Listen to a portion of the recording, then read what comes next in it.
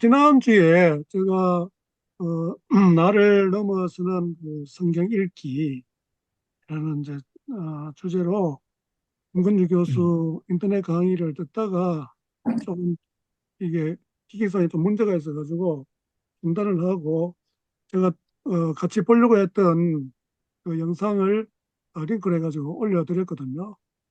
이제 그게 이제 또 바탕이 이제 되는데 오늘 들으실 거는 거기에 대해서 그딱 간단하게 좀 요약을 또 하시면서 결국 이제 김건주 교수의 이제 핵심되는 내용은 뭐냐면 이 문맥을 중심으로 읽어야 된다 하면서 지난주 2주 전에 그 제가 이제 보내드린 그걸 혹시 안 보셨으면 꼭 다시 한번 보시고 오늘은 법률가들이 중심이 된 그 평신도 성경 공부 모임이 있습니다. 거기서 이제 한 건데 그거는 2년 전에 한 걸로 알고 있거든요.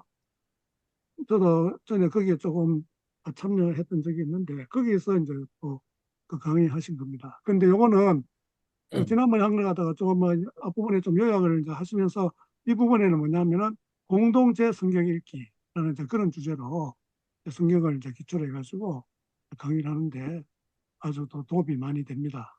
그래서 오늘 또 공유해서 같이 한번 듣고 난 다음에 우리가 나름대로 어, 또 은혜 받은 거 그다음에 느낀 점 또 여러 가지 또 나눔의 시간을 음. 갖도록 하겠습니다.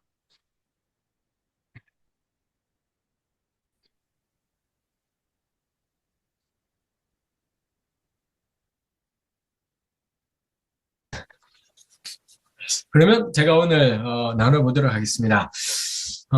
이 나를 넘어서는 성경 읽기 책은 다들 읽으셨다고 하니까 거기에 있는 내용을 제가 반복할 필요는 없이 거기에 조금 나와 있는 내용을 조금 더 제가 중요한 부분 하나를 성경을 어떻게 읽을지에 대해서 길게 이야기를 하고 그 다음에 오늘 부탁받은 주제 공동체적 성경 읽기와 연관되어서 절반가량을 또 이야기하고 이 반반가량씩 그렇게 한번 이야기를 나눠보도록 하겠습니다.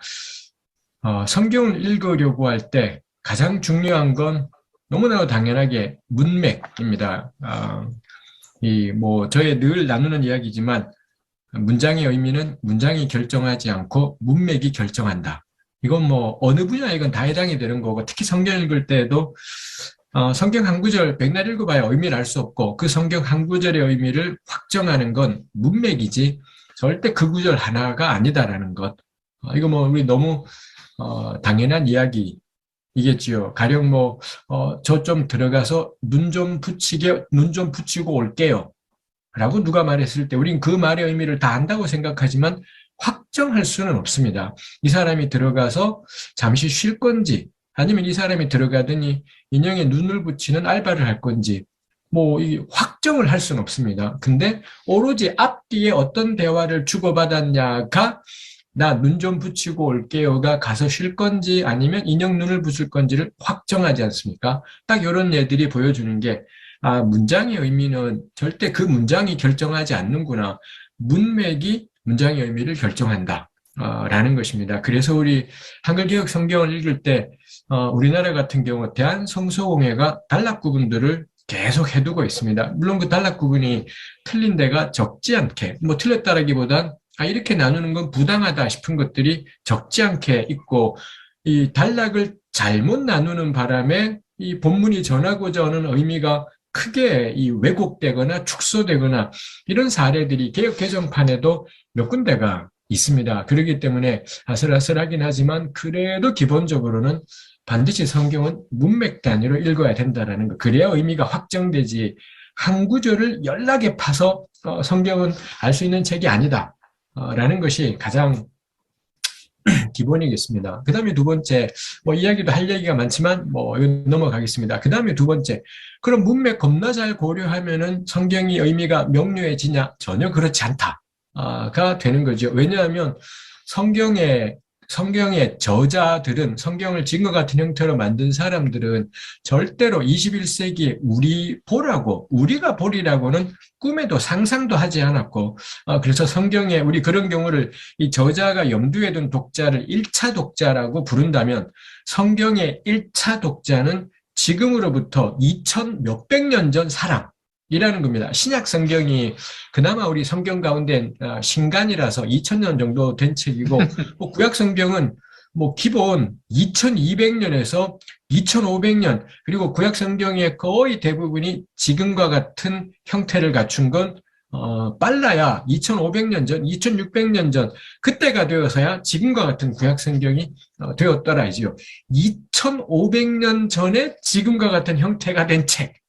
그러면은 적어도 이 구약을 지금과 같이 만든 사람들이 염두에 둔 독자는, 가장 오래된 독자는 뭐 아브라함 때는 글이 없었겠고 모세 시대 정도만 해도 3000년 전에 독자를 염두에 둔 채로 모세가 뭐라 말을 한 거고, 이 최종적인 구약 성경은 최소 2500년 전 독자들을 염두에 둔 것이지요. 그 독자들을 염두에 둔다라는 건, 여기 우리 선생님들도 계시지 않습니까? 학교에서 아이들에게 이 수업을 할 때 이 아이들의 문화, 우리가 살아가는 시대, 이걸 고려하지 않는 수업은 전달 포기, 아무것도 전달하지 않겠다라는 그런 의미지 않습니까? 당연히 구약성경이나 신약성경도 마찬가지입니다. 2000 몇백 년 전의 사람들의 사고방식, 문화, 이걸 완전히 기본으로 해서 무언가 전하고 싶은 건 하나님 이야기입니다. 하나님과 그 백성 이야기를 그때 사람들의 대상으로 했기 때문에, 그래서 성경의 1차 독자가 절대 우리가 아니다라는 거, 이걸 유념하는 것이 저는 너무 중요하다 싶습니다. 근데 이거 잘 안 되는 게, 한글 성경으로 번역하고, 그리고 번역들이 고어체들도 많고 이러는 게 점점 더 현대어로, 뭐 요즘에 새번역 성경 같은 경우는 정말 읽기 쉬운 우리말로 되다 보니, 문제는, 좋은 점은 읽기 쉬워지는 거고, 나쁜 점은 2000 몇백 년의 세월을 우리 한글 성경 읽으면서 넘어가 버려요. 제가 농담처럼 늘 하는 말이지만 2000년 전이면 조선 땅에는 무슨 일이 있는가 하면 박역거세 형제님이 뭐 알에서 태어나고 이 난리 치던 시대입니다.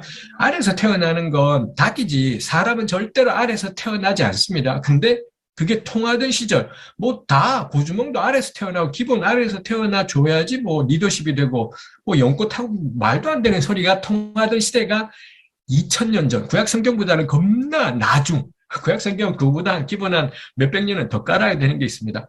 그게 그때 사람들입니다. 우리 박역거세나 고주몽이 알에서 태어나는 건 꼭 필요한 이야기입니다. 이런 거 우리 왜 신화지 않습니까? 이런 신화를 통해 말하고 싶은 게 뭐냐?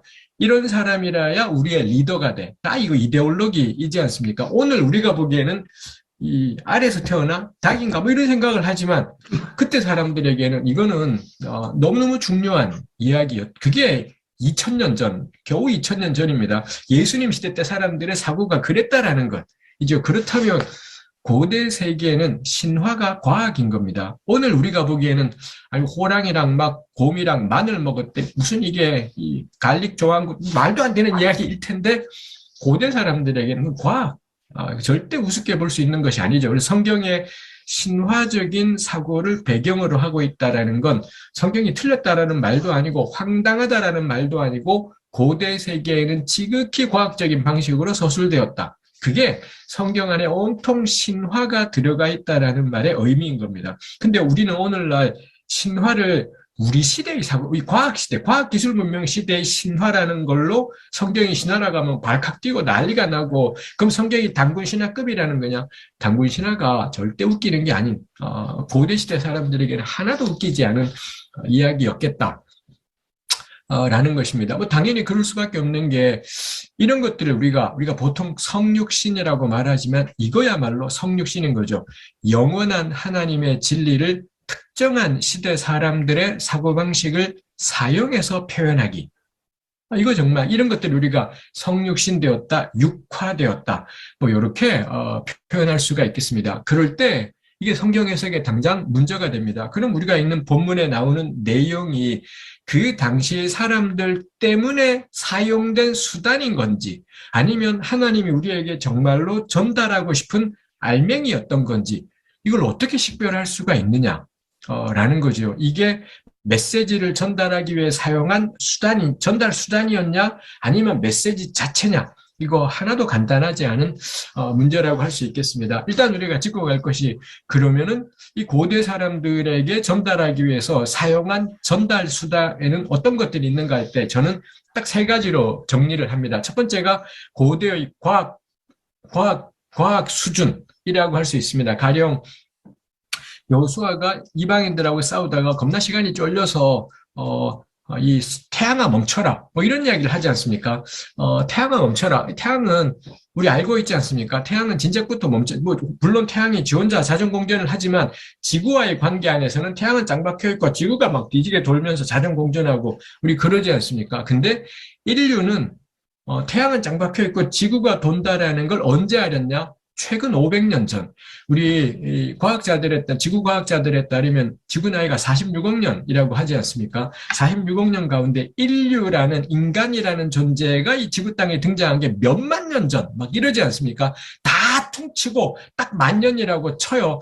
만 년 전에 인류가 출현했다라고 할 때 겨우 500년 전에야 인류는 지구가 태양을 돈다라는 것을 확인하게 되었다. 정말 최신 지식, 진짜 최신 지식이었다라는 겁니다. 그러니 여호수아 때는 죽었다 깨어나도 지구의 자전 공전을 알 길이 없는 거고 눈에 보이는 건 뭔가요? 해가 떠올라서 저쪽으로 지는 것 이게 눈에 보였기 때문에 태양이 움직인다라고 당연히 생각했고 예수님은 제가 절대로 함부로 말할 수는 없습니다. 예수님 빼고 바울 사도고 뭐건 간에 죽었다 깨어나도 지구의 자전과 공전은 이건 기도를 백날해도 아무 소용이 없습니다. 절대로 알 수 있는 것이 아니었던 아마 성경에 표현은 안 나오지만 바울도 당연히 태양이 뜬다라고 생각하고 뭐 이랬던 것이겠지요. 그럼 태양이 정말로 뜨냐? 안 그렇다이지요. 우리 지금도 아침에 일어나면 해가 떴네 이러지만 우리 사실은 알아요. 해는 뜨지 않고 지구가 지금 막 돌고 있다 이지 않습니까? 그래서 여호수아가 태양아 멈춰라라는 것에 이거는 고대의 과학을 반영하고 있구나 인 거죠. 그래서 성경 읽으면서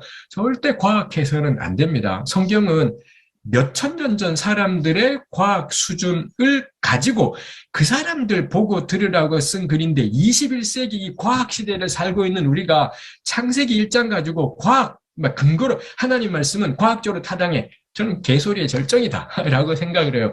우리 교회 진영 가운데 이른바 창조과학이라는 사이비 학문이 있습니다. 저는 완벽한 사이비, 과학적으로도 말도 안 되는 사이비고 신학적으로도 성경의 1차 독자가 수천 년 전에 고대인이라는 걸 일체 간과해버린 신앙적으로 파산이고 과학적으로는 허접하기 그지없는 것이 창조과학. 절대 애들한테 그딴 거 가르쳐서는 안 되는 교인들에게 그딴 사이비 학문은 절대 가르쳐서는 안 되는 일이죠. 근데 이거의 근본적인 문제는 해석의 문제.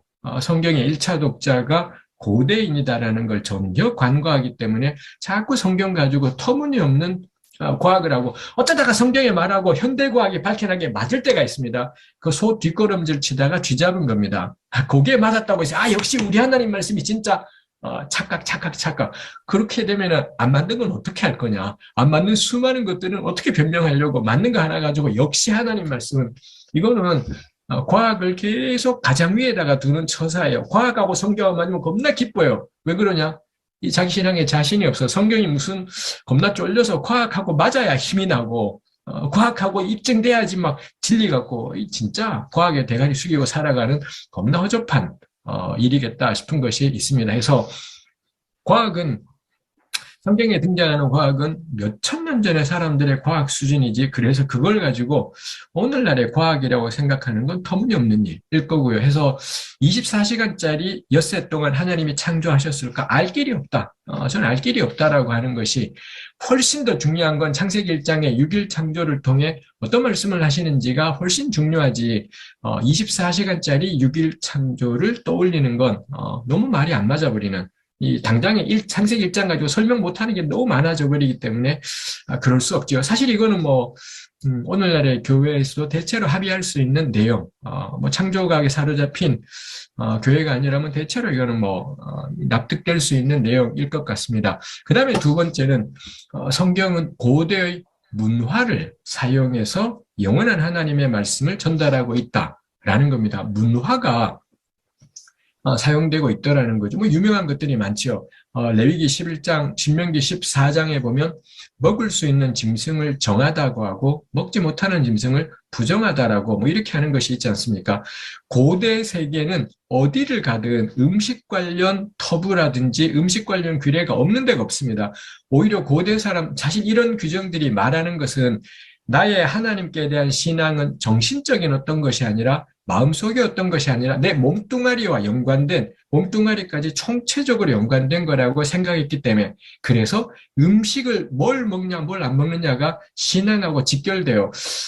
그런데 뭐 근데 돼지고기는 부정해서 안 먹고 소는 괜찮아서 먹고 요거 오늘 우리한테는 씨도 안 먹히는 이야기가 됐지만 적어도 훨씬 중요한 건 돼지고기 먹지 말라고 했으니 뭔가 오늘 우리한테도 뭔가가 안 좋으니 먹지 마라 하셨을까 하는 헛소리 잘못된 생각이겠지만 진짜로 사실 이 본문이 말하고 싶은 것 신앙은 정신에 관련된 게 아니다라는 것 마음의 영역하고 연관된 것이 아니라 내 마음과 정신뿐 아니라 몸뚱아리 몸뚱아리 전부가 다 연관된 것이 하나님과의 관계라는 것. 이거 사실 레위기 11장 같은 음식 규례가 정말로 말하고 싶은 것이다라는 겁니다. 근데 그걸 말하기 위해서 사용하는 수단은 뭐냐? 고대 사람들에게 정말 흔하던 음식 터부 이런 것들이 다 동원되는 것이 있지요. 사실 이거는 그리 큰 문제도 아니겠다 싶습니다만 진짜 문제는 고대가 암묵적으로 존재하는 문화들입니다. 가령 신명기 22장 28, 9절에 보면 이 여성이 강간당했을 경우에 여성이 성폭행 당했을 경우에 신명기는 22장이 규정하기를 반드시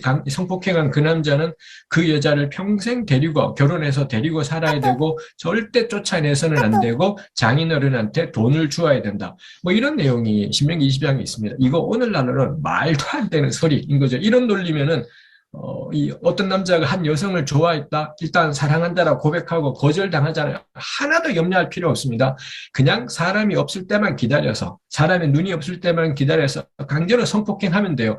그럼 그 여성을 평생 버리지 않고 데리고 살게 되는, 이게 하나님께서 명령하신 것이기 때문에 이게 신명기 22장입니다. 이거 오늘 우리한테는 말도 안 되는 여성의 삶이라는 걸 일체 인정하지 않는 참혹하기 그지없는 절대로 따라해서는 안 되고 순종해서는 절대로 안 되는 것이 신명기 22장 28절 29절 말씀 인 것이죠. 이거 왜 그렇습니까? 고대 세계에서는 당장 신명기가 그래요. 우리 십계명이 출애굽기 20장에도 나오고 신명기 5장에도 나오지만 출애굽기 20장은 제일 마지막 계명이 너 이웃의 집이나 아내나 뭐 자녀나 종이나 가축이나 이렇게 있습니다. 집을 제일 처음에 꺼내고 그 다음에 아내와 뭐 종과 가축을 말해서 이웃의 집 전체, 이웃에 살고 있는 집 전체에 대해서 함부로 탐내거나 그래서 가족이라는 것을 인정하는 것이 있습니다.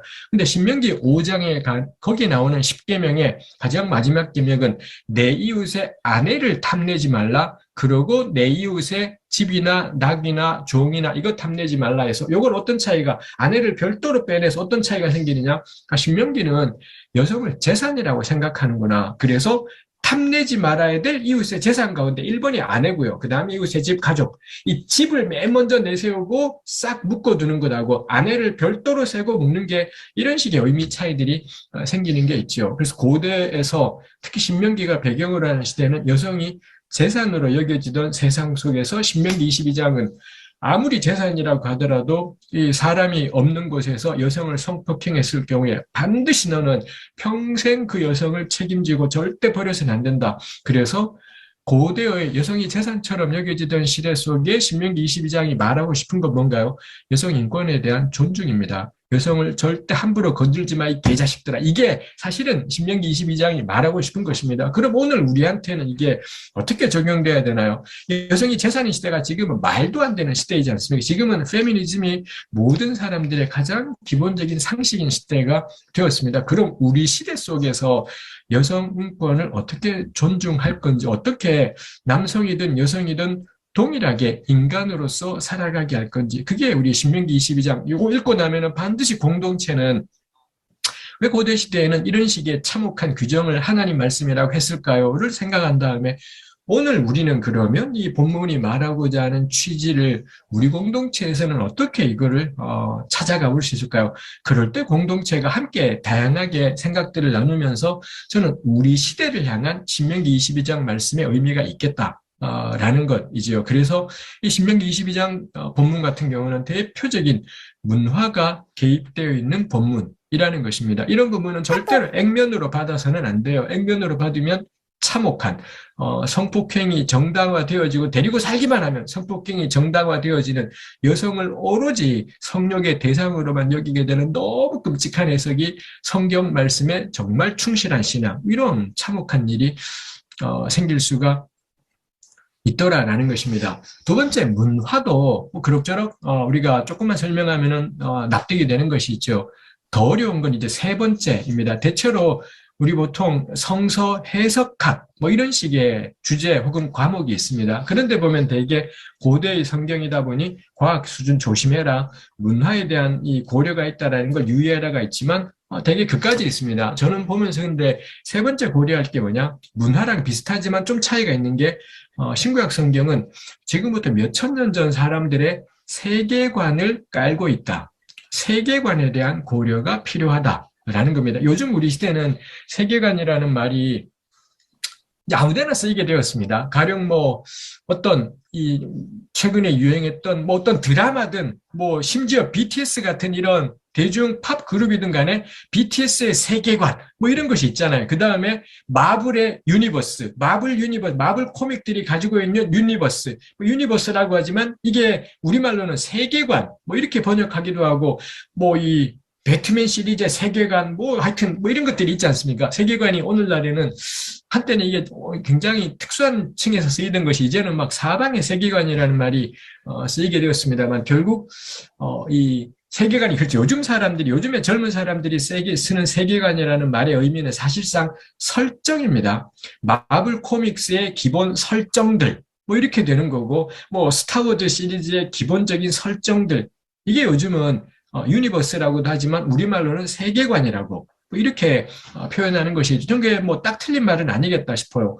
우리가 보통 생각하는 세계관은 세상을 보는 눈, 뭐 이런 의미가 아주 세지만 사실 그런 것뿐만이 아니라 기본적으로 어떤 세상이라고 설정을 해두고 있는지 이겠다라는 거죠. 그래서 구약의 세계관이라고 할 때 이거는 구약이 세상을 어떻게 보고 있지라는 철학적인 개념이기도 하지만 또 하나는 구약은 기본적으로 세상이 어떻게 굴러가는 거라고 설정을 하고 있지. 구약이 기본으로 깔고 있는 설정, 신약 성경의 복음서가 기본으로 깔고 있는 1세기 유대인 세상의 설정, 뭐 이런 의미가 세계관이 되겠다라는 거죠. 그래서 신구약 성경 안에 기본 설정값들이 세계관들이 있더라라는 겁니다. 근데 당연히 그 설정값은 21세기 우리하고는 너무 달라져 버린 설정값들이 많이 있습니다. 뭐 대표적인 것이 창세기 3장에 아담과 하와가 선악과 따먹은 다음에 하나님이 이 심판들을 내리시면서 이 남자한테는 너는 땀을 흘려야지 수고의 결실을 먹게 된다고 하고요. 여자를 보고는 너는 해산의 고통을 겪게 될 거다. 뭐 이런 말씀을 하시지 않습니까? 저 이거 한 번도 제가 의문을 가져본 적이 없습니다. 근데 어느 날 제가 이런 강의를 하는데 어떤 여학생이 저한테 묻더라고요. 아니 왜 그 여학생은 결혼하지 않은 자매였었습니다. 아니 왜 여성의 죄에 대한 형벌은 해산의 수고냐고, 자기는 결혼하지 않을 텐데 그럼 나한테는 이런 규정은 어떤 의미가 되는 거냐고 이렇게 저한테 질문한 이 자매가 있었습니다. 제가 그때 깨달은 게 저는 생물학적인 남성이다 보니 한 번도 전 결혼했고 제 아내가 임신하고 출산하고 아이 낳았고 이랬기 때문에 한 번도 생각해 보지 않았지만 창세기 3장에 세계관, 창세기 3장의 설정값은 뭔가요? 가부장제입니다. 남자와 여자는 무조건 결혼해야 되는 거고요. 남자와 여자 사이, 남성, 여성 사이, 이 두 성 사이의 결혼이 반드시 이루어져야 되고, 이렇게 결혼하면 무조건 자식을 낳아야 되고, 무조건 부모와 자식이 있고, 그 다음에 남자는 바깥에 가서 돈을 벌어서 식구를 먹여 살리는 일을 하고, 아내는 집에서 출산하고 아이를 양육하는 일을 하고, 요거 창세기 3장이 기본적으로 깔고 있는 설정값, 세계관인 거고, 이거 이 주 1세기 바울 서신에도 딱 똑같은 이 설정값이 있고요. 심지어 이런 가부장제 세계관은 20세기까지 지금까지도 사실은 꽤나 유통되었습니다. 제가 우리 송희수 선생님이랑 같은 교회 출신입니다. 이 대학천교회라고 신림동에 있는 교회, 제가 대학부 시절을 보내었던, 그때 우리 인수형을 처음 만났던 곳이었습니다만, 그때 제 동기들, 제가 8호학번입니다. 제 동기들이 성경 공부를 겁나 열심히 했었었고요. 대학 1학년 때부터 우리 같이 성경 공부를 했었는데, 그때 성경 공부하면 그렇잖아요. 맨날 대학생들 성경 공부하면 넌 장래 비전이 뭐야? 뭐 이런 말도 안 되는 이야기 서로 나누고 막 그러지 않습니까?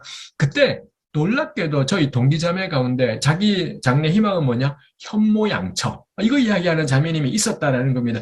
지금 20대 자매가 누가 장래 희망을 현모양처. 그랬다가는 사방에서 난리가 날 거고, 남자가 가령, 내 아내는 현모양처가 꾸민 자매면 좋겠다면 이 남자는 그냥 개박살나고, 야, 이 꼰대야, 마초야 하고, 넌 꺼져라. 막 난리가 나고 그러지 않겠습니까?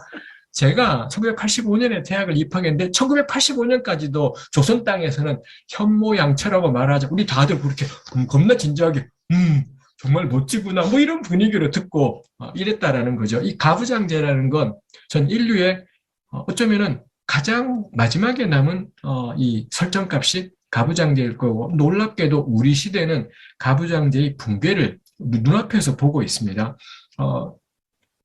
제가 이 코로나 시대 2년 동안은 이 외부 강의를 별로 다 아니면 줌을 하고 이렇습니다만, 그 전까지 정말 여기저기 강의를 많이 갔더랬습니다. 강의 가면서 가는 교회마다 제가 발견하게 되는 게 30대 싱글 자매들입니다.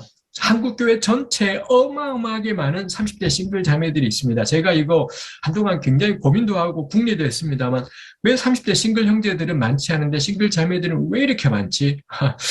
제 나름으로 만든 잠정적인 결론은, 이거 제가 오로지 임상에서 경험한 거고 연구로 된 것은 아닙니다. 임상에서 수많은 이 청년 형제 자매들이랑 이야기 나누면서 깨달은 겁니다만, 형제들, 우리 시대 형제들 겁나 찌질해요. 너무 한심하고 너무 찌질하고 시야가 좁고 살기가 어려워서 그런지도 모르겠습니다. 취직하고 일상을 버텨가는 게 너무 어려워서 그런지 모르겠는데, 놀랍게도 시야가 좁은, 우리 지금 한국에도 국민의힘에다가 이준석한테 몰빵한 20대들이 적지 않게 한국 사회 현상이, 이번 우리 대선에서도 20대 남자와 20대 자매들의 표가 확 갈라져 버린 것이 있습니다만, 전 이거 글쎄요, 놀랄 만큼, 그래서 이게 이 결합이 안 됩니다. 근데 자매들은 20대 후반 자매들이나 30대 자매들은 너무 새로운 이야기를 들을 때에도 굉장히 진지하게 응답하고 정말 열심히 공부하더니 지기를 찾아내요. 옳다 싶은 걸 찾아내고 쭉쭉 가요. 그러니 이 자매들하고 이 형제하고 결합이 안 되고요. 진짜 괜찮은 형제들 있잖아요. 20대 결판 나요. 20대 누군가한테 탁 찍혀가지고 다 게임이 끝나버리고, 그냥 30대, 이 주변에도 혹시 30대 싱글 형제들이 있을 수 있기 때문에 제가 다 그렇다라는 것이 아니라 극소수 일부 그렇다라는 것입니다만, 진짜 한심해요. 너무 한심한 사고방식이기 때문에 30대 싱글 자매와 30대 싱글 형제가 결혼이 안 되는. 근데 이 30대 싱글 형제들이 대도 않게 20대 자매를 노리는. 근데 너무 끔찍한 건 20대 자매들이 이 30대 싱글 형제의 경제적인 안정 때문에 이 미친놈들하고 결혼을 해요. 전 비극적인 결혼이다. 그딴 자식하고 절대 결혼하지 마라. 정말 말리고 싶은데 너무 비극적인. 그래서 어디 가든 늘 권했어요. 5살 위에 자매를 노려라. 5살 위에 진짜 너무 괜찮은 자매님들이, 한국교회 30대 싱글 자매들은 너무 괜찮기 때문에 제발 누나들하고 결혼해라, 이 바보야. 그럼 이 자매님들이 이 바보 같은 온다리를 어쩌면 잘 세워줄 수 있겠다 싶기도 하고 그렇습니다. 하여튼 딴 데로 세버렸습니다만, 제가 말하고 싶었던 것이 가부장제. 난 가부장제가 부적절하다 라는 생각이 점점 우리 주변에 비혼인 사람들의 수가 많아집니다. 그럼 그 사람 비혼 여성들에게 해산의 수고라고 하와에게 주신 말씀이 잘 안 맞아요. 이 창세기 3장은 가부장제를 기본값을 설정값으로 두고 있기 때문에, 뭐 저도 옛날에 하나도 문제없이 들어왔고 이 가운데 대부분이 큰 문제 없이 들었을 겁니다. 요거 조금만 더 시간이 지나가면 이거 대번에 교회에서 문제가 될 겁니다. 두 번째는 뭔가요? 이 하나님이 창세기 17장에서 아브라함과 언약을 맺으시면서 언약의 표시로, 선택 백성의 표시로 요구하신 게 할례였지 않습니까? 저 역시 이거 한 번도 생각해 본 적이 없습니다. 언젠가 어떤 자매님이 그러더라고요. 할례가 말이 되냐? 인류의 절반이 남자고 절반이 여자인데 여자들하고는 1도 해당 사항이 없는 게 할례고, 근데 어떻게 할례가 언약 백성의 표지일 수가 있냐? 그럼 도대체 여성들은 어떻게 하면 언약 백성이 될 수 있냐? 아무 길이 없습니다. 유일한 길이 뭔가요? 언약 백성인 그 자식하고 결혼하는 것. 언약 백성의 식구가 되는 것. 그래서 아버지가 언약 백성이면 딸도 언약 백성, 남편이 언약 백성이면 아내도 언약 백성. 이게 구약에 그렇게 중요했던 할례의 근본적인 맹점입니다. 인류의 절반인 여성은 덤이지 하나님의 언약의 주체가 아닌 걸로 만들어버리는 게 언약에 기반한 하나님과 그 백성의 관계, 뭐 이런 것들이 되더라라는 것입니다. 이거 뭔가요? 철저하게 구약 성경의 세계관은 가부장제로구나. 가부장제가 뭔가요?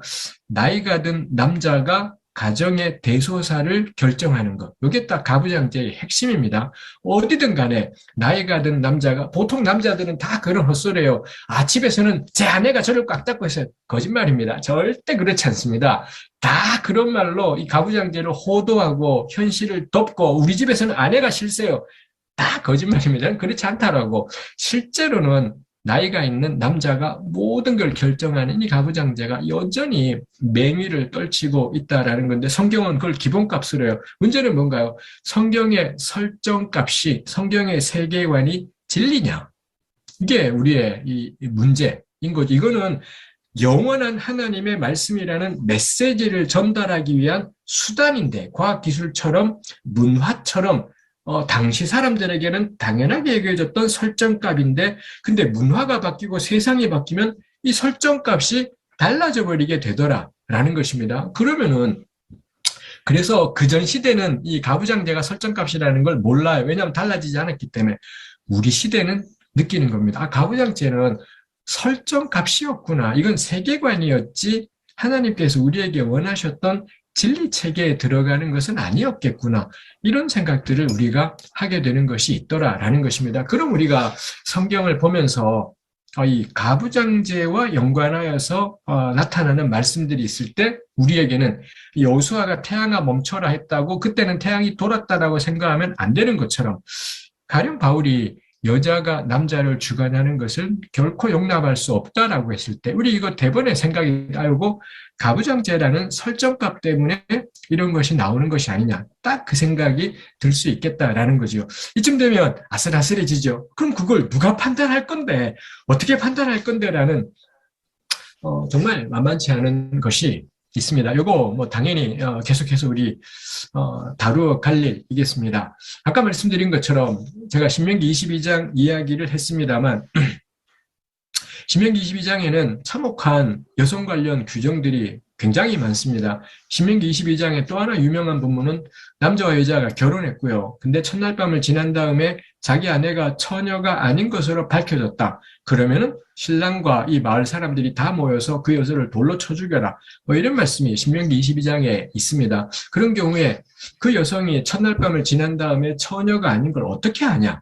그래서 개역 성경은 처녀의 표, 이런 표현을 하고 있고, 이거 히브리 말에도 그렇게 되어 있습니다만, 이거 이제 신명기 연구자들에게는 만만치 않아요. 그 처녀의 표가 의미하는 게 뭐냐 했을 때, 우리 흔히 하는 말로, 뭐, 첫날 밤에 처음으로 성관계를 한 여성은 이 음부에서 피가 나온다, 뭐 이런 이야기들이 있지 않습니까? 이거 오늘날의 과학이 다 밝혀냈습니다.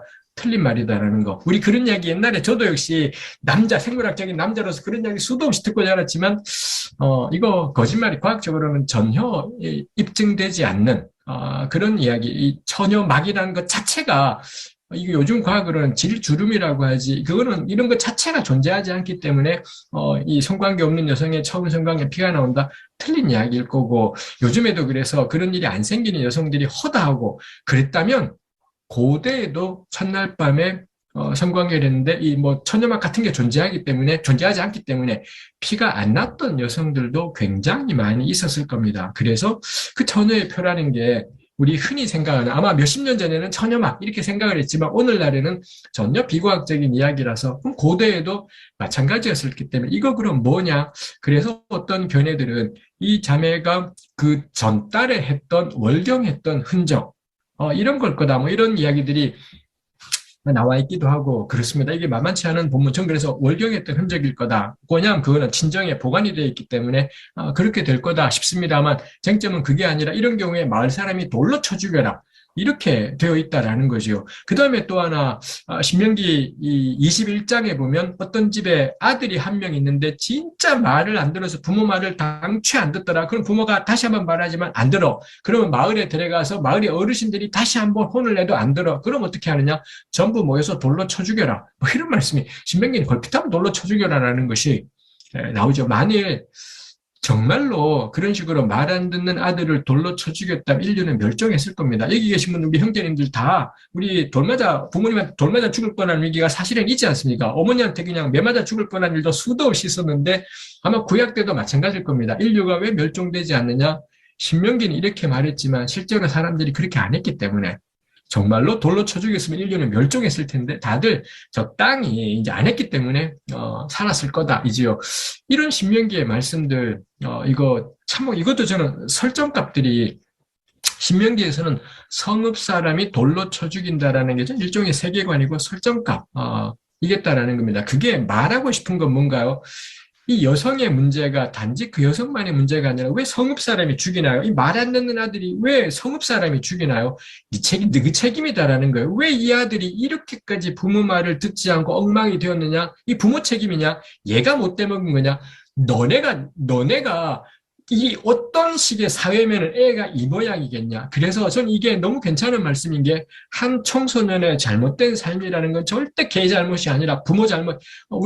저도 부모로서 딸을 둘을 키웠습니다만, 전 너무 미숙했습니다. 25세 첫째 아이를 낳고서는, 저나 집사람 동갑인데 너무 미숙하고, 어린애가 어린애를 낳아서는 저는 부모한테 아이 교육을 맡기는 건 말도 안 되는 짓이라고, 저는 범죄에 가깝다 싶어요. 반드시 아이는 마을에서, 공동체에서 자라야 되는 거지, 젊은 부모 둘한테 저는 아이 교육을 맡긴다라는 건 진짜 이건 부모들 죄책감에 쩔게 만드는, 저도 마찬가지입니다. 전 죄책감, 우리 딸애들 생각하면 하나님께 감사하다가도 너무 죄책감 들. 왜냐하면 제가 너무 미숙했기 때문에 우리 아이들에게 너무 많은 상처도 주고, 근데 제가 그럴 의도는 하나도 없죠. 다만 저도 어렵고 너무 미숙했고, 이건 그래서 저 신명기 말씀이 말하고 싶은 건 뭔가요?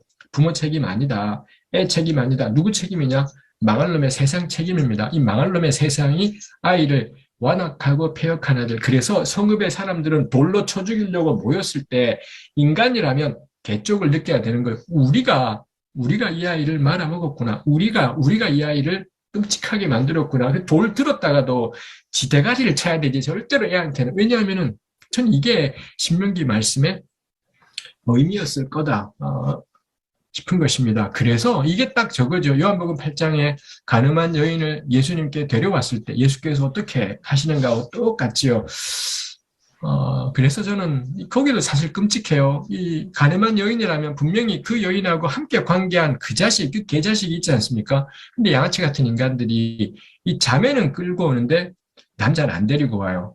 그 자식은 예수님한테 데려오기하여 정말 참혹한, 진짜 못돼 먹은 놈들입니다. 여자는 잡아와서 돌로 쳐 죽인다고 난리를 치는데 그 자식한테는 이거 다 참혹한 세계관들, 기본 설정값들이 딱 있어서 이런 것들은 전부 여성의 책임이 되는 너무 끔찍한 세상들이 이같이 있더라라는 것입니다. 그래서 저는 우리가 성경 읽을 때 이거 우리가 주의할 일이겠다 싶어요. 그렇게 생각을 하면, 그래서 성경이 다 하나님의 말씀이지만 어떤 것들은 무게가 다른 게 있습니다. 왜냐하면 고대 세계의 기본 설정값이 있는데, 세계관이 있는데 그 세계관을 훌쩍 넘어버린 말씀들이 있습니다. 가령 창세기 1장에 남자와 여자가 모두 하나님의 형상이라는 말씀, 이거 고대 세계의 여성에 대한 상식적인 인식을 훌쩍 넘어버리는 것이, 남자건 여자건 다 하나님의 형상에 대해서 이 말씀, 창세기 1장 6, 7, 8절 말씀은 나머지 말씀하고 무게가 똑같지 않다 생각을 해요. 왜냐하면 당시의 세계관을 넘어가 버리기 때문에.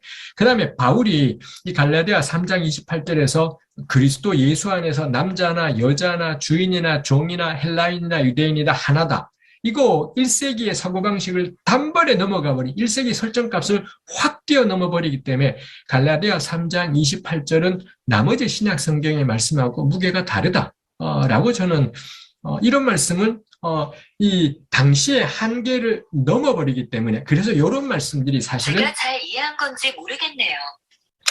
이런 말씀들이야말로 사실은 신구약 성경 전체를 바라보게 만드는 핵심적인 관점을 저는 제공하고 있다 싶은 것이 있습니다. 그래서 이거 저는 우리가 성경 읽을 때 정말 유의해야 되는 일이겠다 싶은 것이 있습니다. 이제 그 다음에 그럼 이런 것들을 실제로 우리가 어떻게 할 것이냐가 있지 않습니까? 이거와 연관해서 공동체적인 성경 읽기 이제 남은 시간 동안에 이야기를 해보려고 합니다.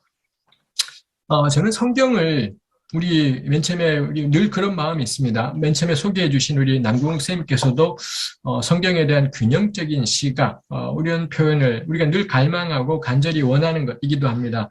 저는 성경을 계속 읽고 제가 구약을 전공해서 구약을 공부하는 사람으로 살아가고 또 교회에서는 성경을 가르치는 선생으로 살아가면서 제가 지금 도달한 지점이 있습니다. 지금 도달했기 때문에 한 몇 년 지나면 생각이 또 바뀌어버릴지 모르겠습니다. 적어도 지금은 그런 자리에 왔습니다. 전 성경 백날 읽어도 균형적인 읽기는 불가능하다. 라는 저는 판단에 도달했습니다. 성경을 열심히 읽으면 읽을수록 기존에 내가 가지고 있던 시각이 강화되지 성경을 마음을 열고 읽으면 성경이 나를 이끌어가고 가르쳐가느냐? 그렇게 될 수 없다. 그런 일은 일어나지 않고 이미 내가 가지고 있는 생각을 강화시키는 것. 그러다 보니 성경을 볼 때 계속 같은 구절에서 은혜를 받게 되고 같은 그 구절을 그런 의미로 해석하게 되고 어쩌다 딴 구절을 보아도 역시 내가 기본 가지고 있는 걸로 해석하게 된다 싶습니다. 그럼 성경은 언제 새로워지나요? 성경에서 나오지 않습니다.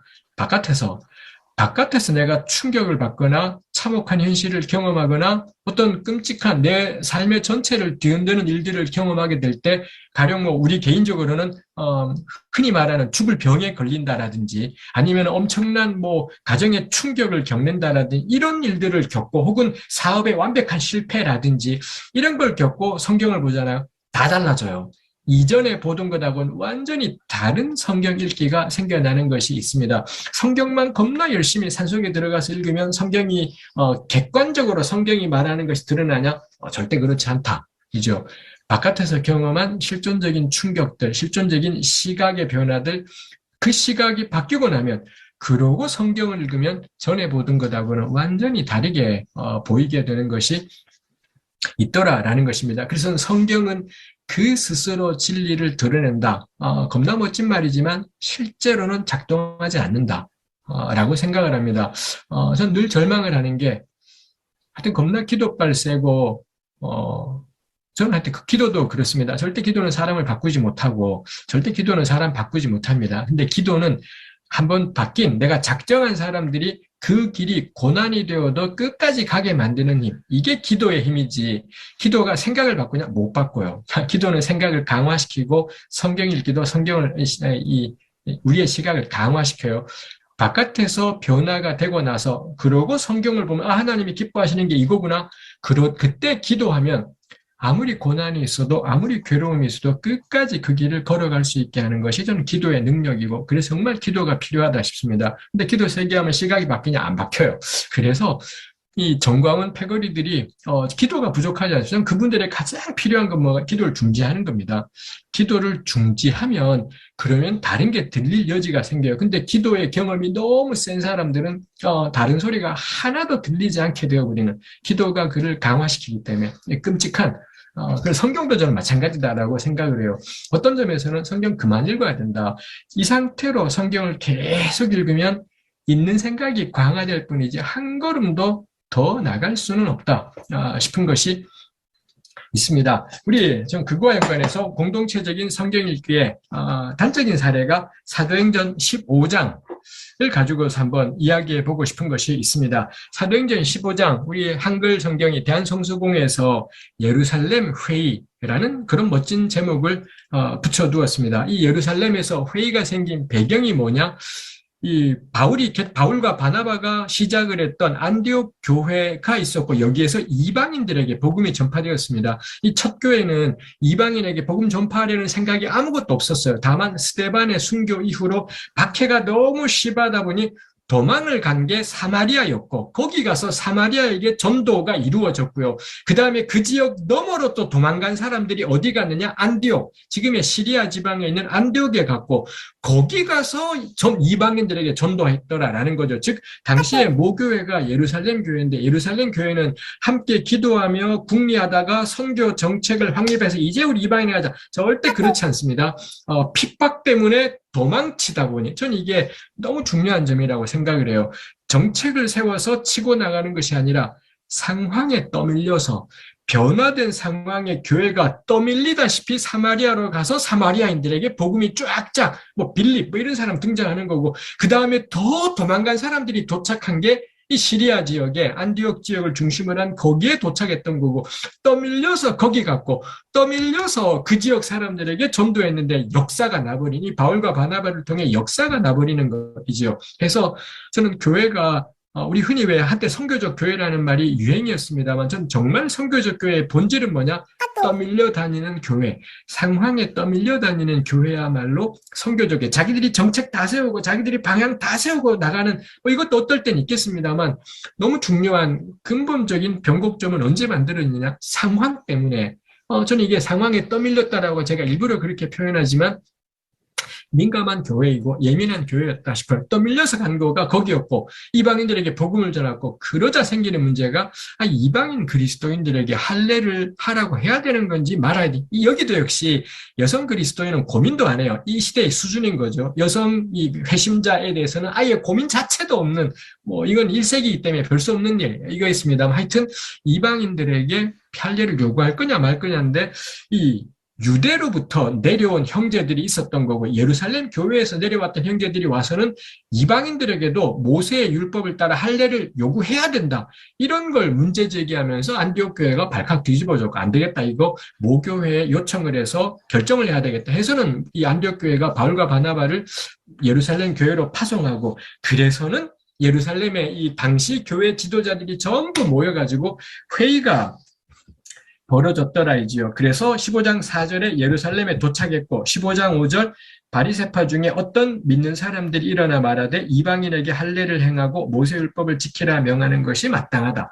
바리새파 중에 예수님 영접했던 사람들이 1세기 예루살렘 교회 내에 있었고 당시에 이 교회는 전부 다 유대인입니다. 100% 유대인으로 이루어진 교회가 예루살렘 교회인 거죠. 그래서는 이방인들에게도 할례를 행하고 모세율법을 지키라고 해야 된다. 할례하고 모세율법하고 동등한 걸로 이렇게 이야기가 되고 있더라 이거죠. 사실 이 바리새파들의 이야기도 납득이 되는 게 좋아 그러면 이방인들에게 할례를 요구하지 않는다 치자. 그럼 모세율법의 나머지 구약 성경에 나오는 율법, 당신의 신약 성경이 한 글자도 없잖아요. 구약밖에 없던 때인데 만일 할례를 요구하지 않을 거면은 그 다음에 모세율법은 어떻게 할 건데? 그 다음은 어떻게 할 건데? 요거는 하라고 할 건지 하지 말라고 할 건지를 누가 결정할 건데? 기준은 뭔데? 수많은 문제들이 생기지 않습니까? 그러니 이 바리새파 기독교인들은 할례를 요구하지 않으면 모세율법 전체가 무너진다라고 이렇게 생각을 했던 것이죠. 사실 할례는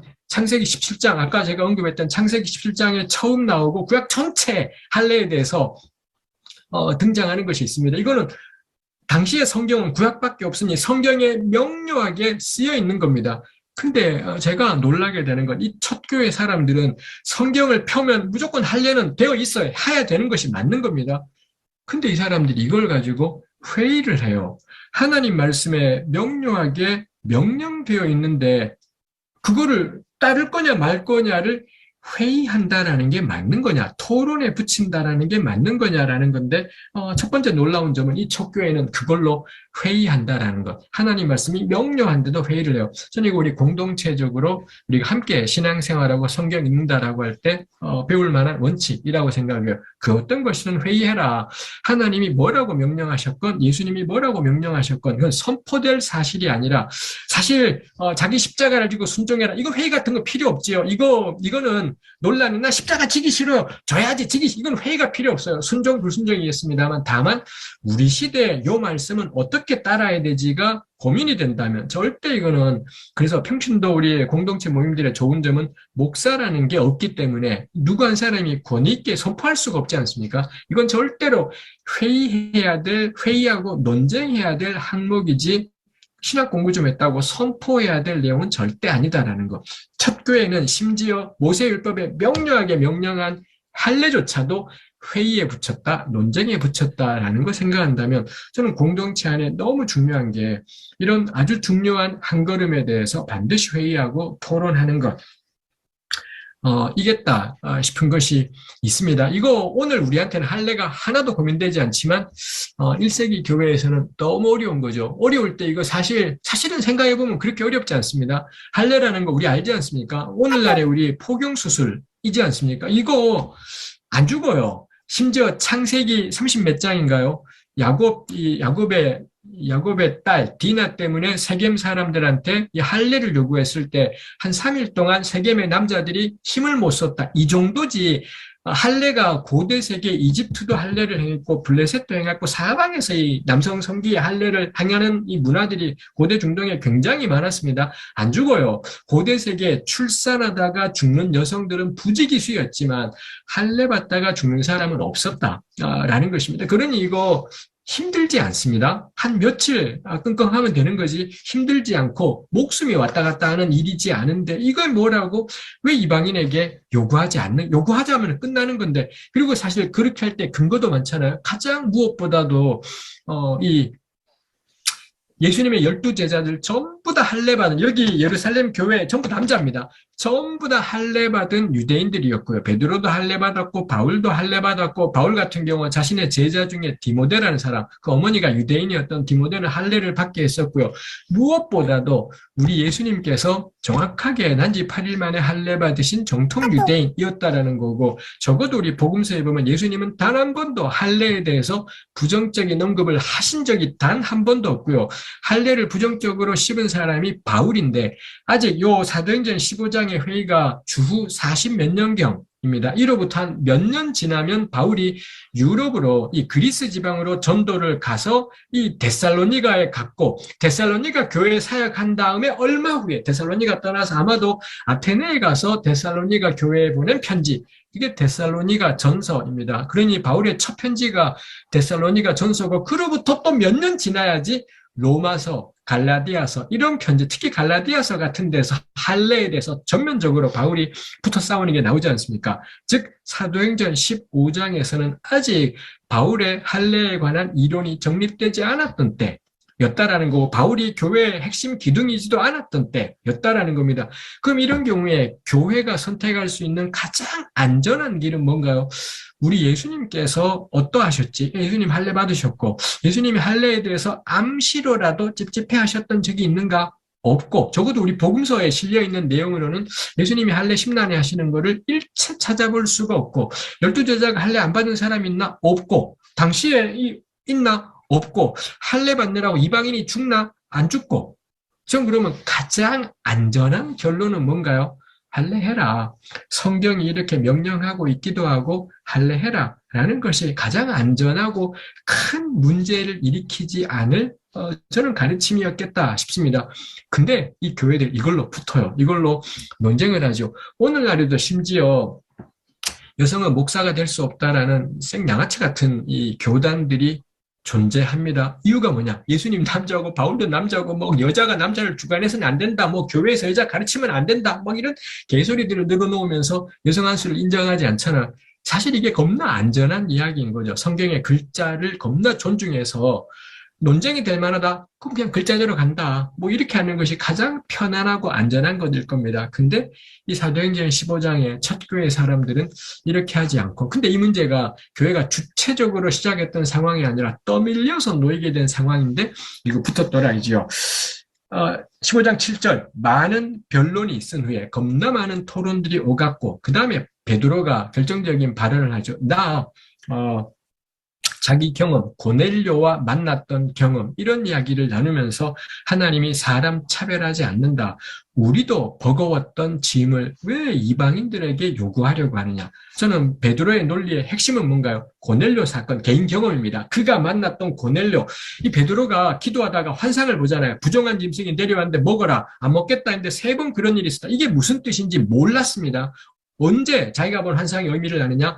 그 다음날 고넬료가 찾아와서 예수님 알려달라. 그러자 그 분명히 우리 사도행전 10장 보면 하나님이 환상의 의미를 말해주지 않아요. 내가 깨끗하다 한 걸 너가 속되다 하지만 이게 뭐지 했었는데 고넬료를 만나고 나자 이방인 로마 사람인데 예수를 영접해요. 이걸 경험하고 나자 그 환상이 이방인도 깨끗하다라는 뜻이었구나. 하나님이 알려주신 것이 아니라 베드로가 기도하다 깨달은 게 아니라 고넬료라는 사람을 만나고 나자 환상의 의미를 깨닫게 되었더라이죠. 성경을 겁나 깊이 묵상하고 하나님이 보이신 환상을 깊이 묵상하자 기도하자 깨달아지는 게 아니라 고넬료라는 사람과의 만남. 저는 이분을 그래서 낯선 존재와의 만남이라고 표현해요.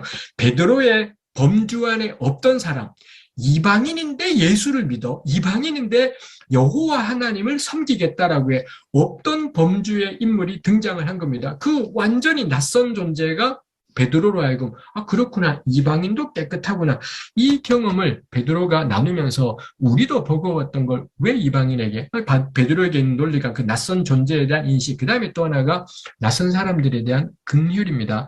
나도 힘들었는데 어떻게 이걸 저 사람들에게, 저는 이게 논리의 근거가 될 수 있을지 모르겠어요. 근데 그 밑에 깔린 건 뭔가요? 긍휼이에요. 긍휼한 마음, 이게 있었다라는 거고, 그 다음에 바울이 일어나서 바나바랑 같이 자기들의 선교 사역 이거 이야기했고, 그러자 이 게임이 끝났습니다. 마지막에 야고보가 일어나더니, 아마도 이거 보면 야고보가 1세기 교회 리더십이었던 거겠지요. 그러고는 15장 13절 야고보가 대답하여 이르되 형제들아 내 말을 들으라 하고는 15절 선지자들의 말씀이 이와 일치하도다. 베드로가 하는 이야기가 선지자들의 말씀하고 일치한다 라는 겁니다. 즉 이 양반들이 끝까지 성경을 포기하지 않습니다. 성경을 포기하지 않는데, 성경에는 근데 이방인에게 할례해라 마라 일체 나오지 않고 하나님의 백성이라면 할례해야 돼, 이게 성경에 나와요. 근데 베드로는 고넬료 만났던 경험에 근거해서 이방인들에게는 할례를 요구하지 말자, 하나님은 차별, 할례를 받았든 안 받았든 차별 없이 성령을 부어주신다. 그러자 야고보는 성경은 이래 말하지만 무시하고 할례하지 말아요가 아니라 베드로의 저 주장이 하나님 말씀하고 일치한다, 이렇게 야고보가 풀이해요. 이 야고보는 성경을 글자로, 성경에 그런 글자 안 나와요. 근데 글자로 가는 것이 아니라 해석을 해내고 있구나. 근데 해석을 해내는데 기준이 뭐냐? 이방인 그리스도인이라는 당시까지 교회가 한 번도 만나본 적이 없던 낯선 존재들, 그 낯선 존재들과의 만남이 뻔하게 읽던 성경을 완전히 다르게 읽게 만들더라이지요. 19절 그러므로 내 의견에는 이방인 중에서 하나님께로 돌아오는 자들을 괴롭게 하지 말고 우상에 더러운 것, 음행, 목매어 죽인 것, 피를 멀리하라고 편지하자.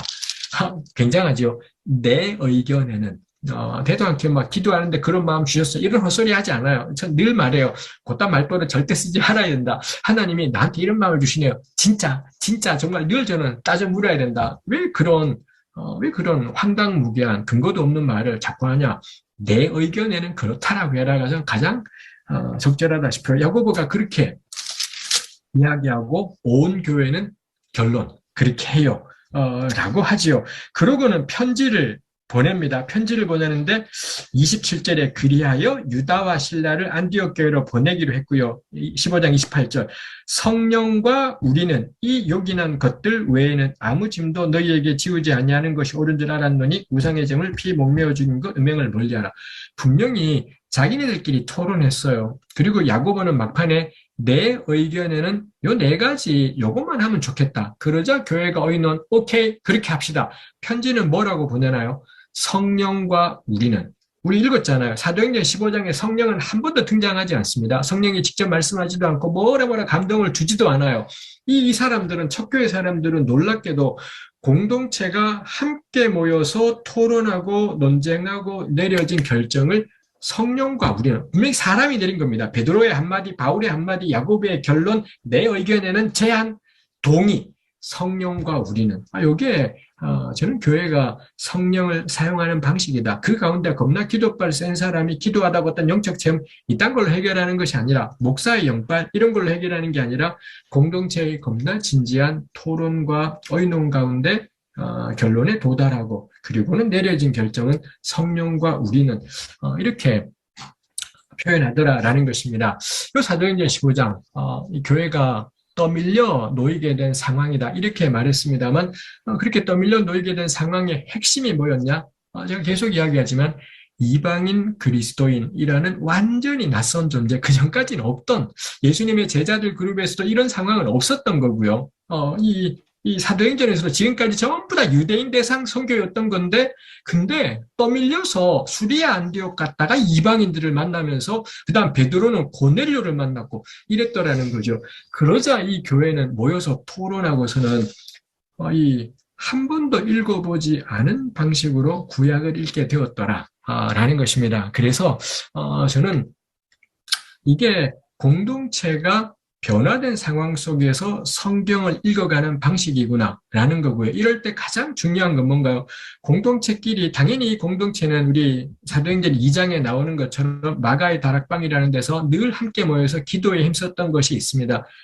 그렇기 때문에 변화에 대응해서 떠밀려서 어디 가든지 잘 순종했겠다 싶습니다만, 근데 이 교회의 성경 해석의 물줄기를 바꿔버리는 건 뭔가요? 낯선 존재입니다. 한 번도 만나본 적이 없는 낯선 존재를 맞닥뜨리게 되자 뻔하게 읽던 성경이 완전히 다르게 읽히게 되었더라.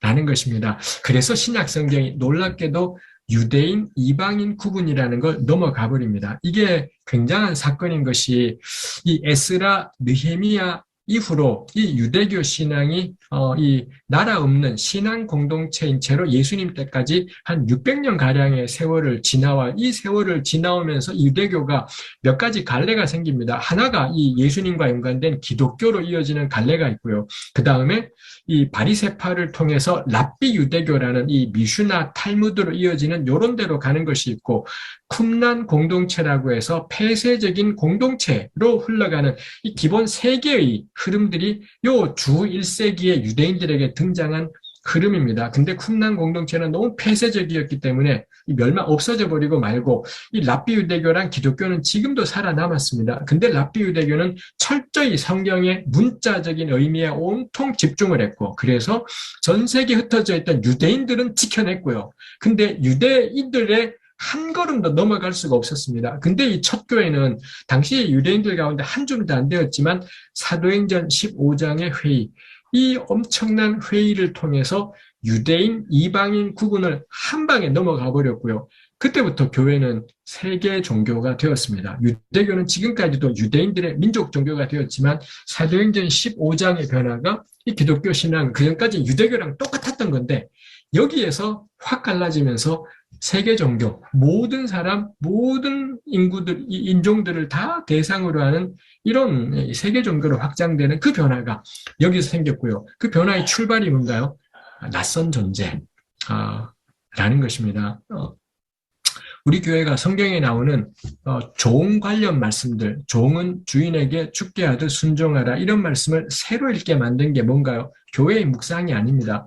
흑인 노예들의 등장, 미국 사회에서 흑인 노예들 가운데 예수님을 믿는 사람들이 생겼고, 근데 그 사람들은 성경을 보는데 주인에게 죽게 하듯 순종하라. 이 흑인 노예들이 목화 농장에서 죽을 지경인데, 근데 그날 저녁에 이 백인 농장주가 흑인 노예들 다 모아놓고 성경 읽자면서 성경 읽는데 맨날 읽는 게 종은 주인에게 죽게 하듯 순종하라. 이 정말 흑인 노예들을 죽을 지경으로 몰아가는 말씀이지 않습니까?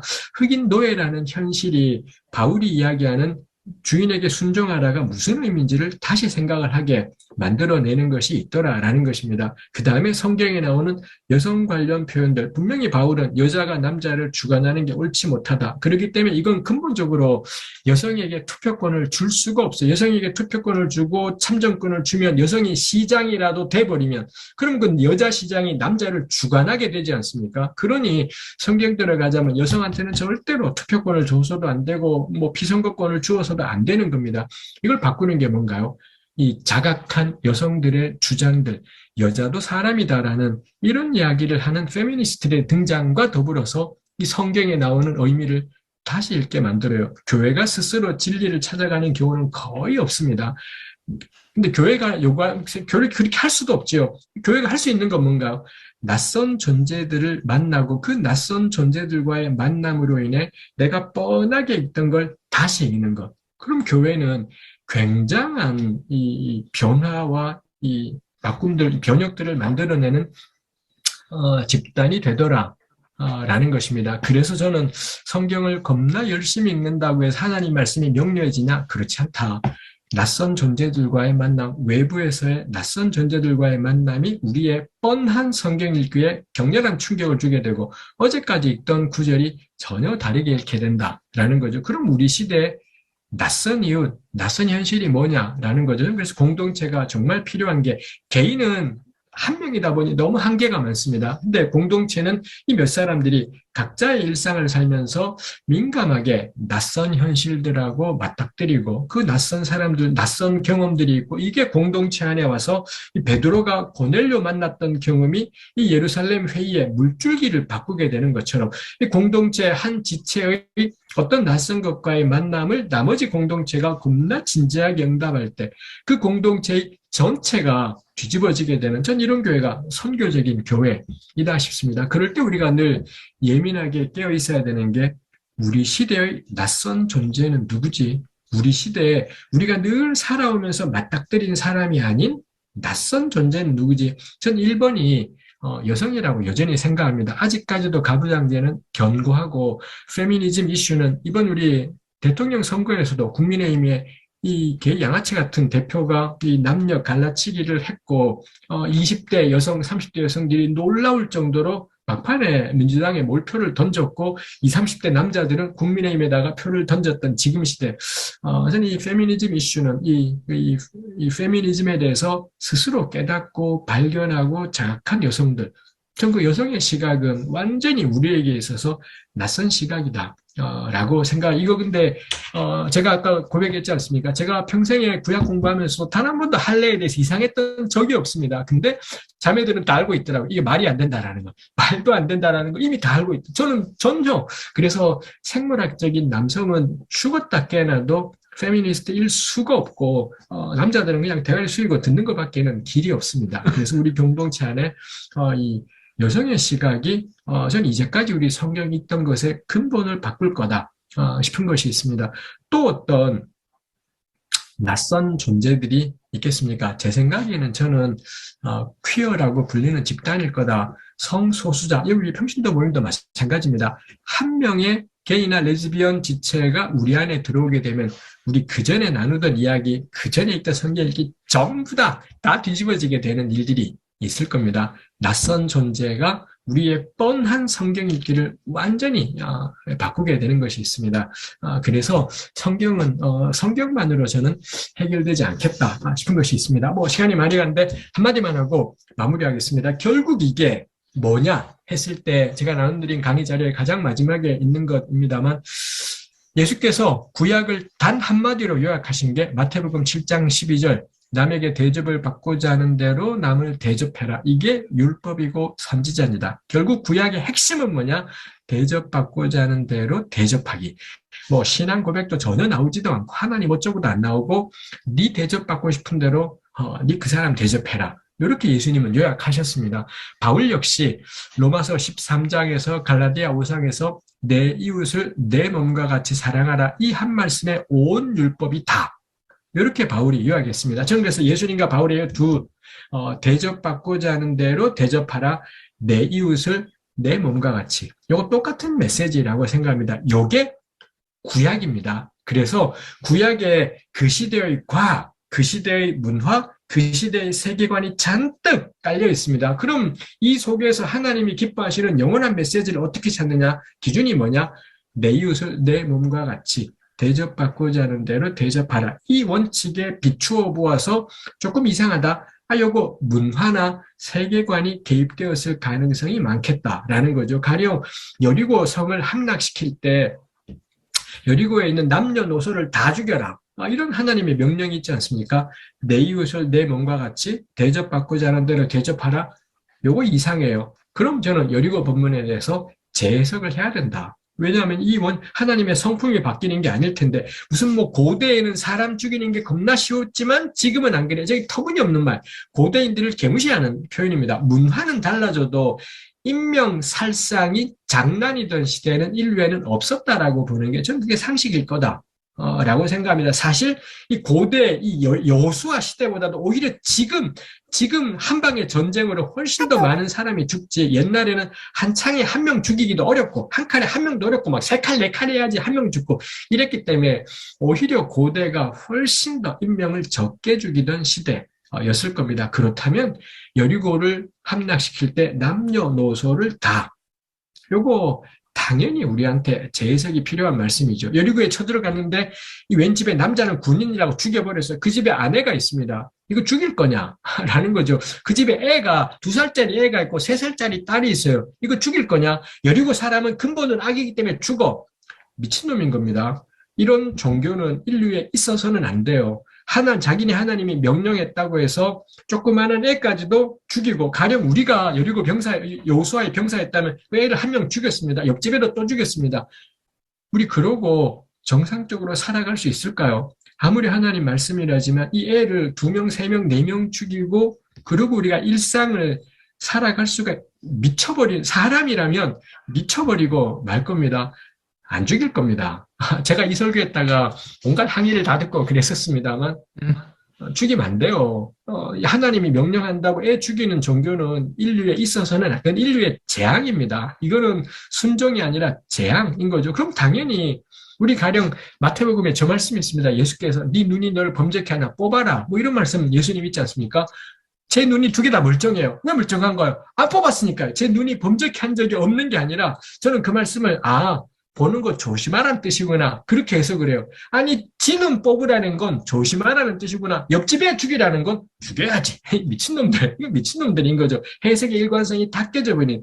지는 안 뽑을 거라면 옆집에 죽이지 마라, 이 나쁜 놈들아. 인 거고, 사실 주후 2세기, 3세기 기독교인들 가운데 수많은 사람들이 눈을 뽑았습니다. 손을 잘라버리고, 왜냐하면 자꾸 손이 범죄해서 정말 잘라버렸고, 눈이 범죄해서 뽑아버린 이런 사람들의 특징이 뭔가요? 이웃집에는 죽이지 않아요. 자기한테는 가혹하고 이웃에게는 관대해요. 근데 그 양아치 같은 기독교인들은 지한테는 겁나 관대. 절대 눈 안 뽑음.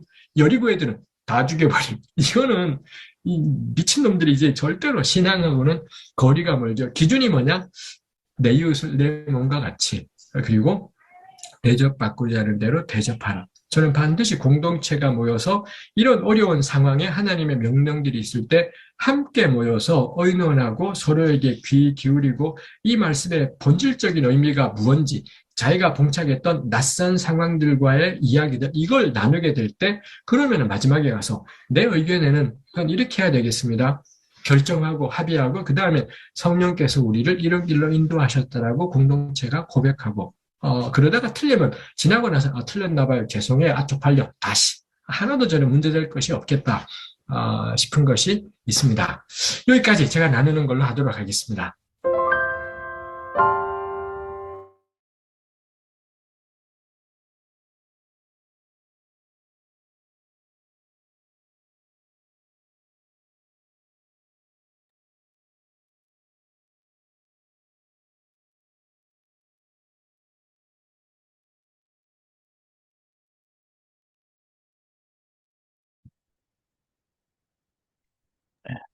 강의 듣느라고 수고 많으셨습니다.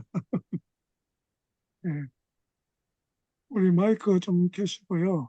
음, 우리 신원혁 선교사님 오늘 처음 네, 들어오셨는데 좀 네. 어떠셨는지 뭐 소감도 이야기하시고 좀 뭐 좀 이제 듣고 이제 어떤 부분이 좀 이렇게 새롭게 와닿았다든지 뭐 이런 거 좀 이야기해 주시면 좋겠습니다.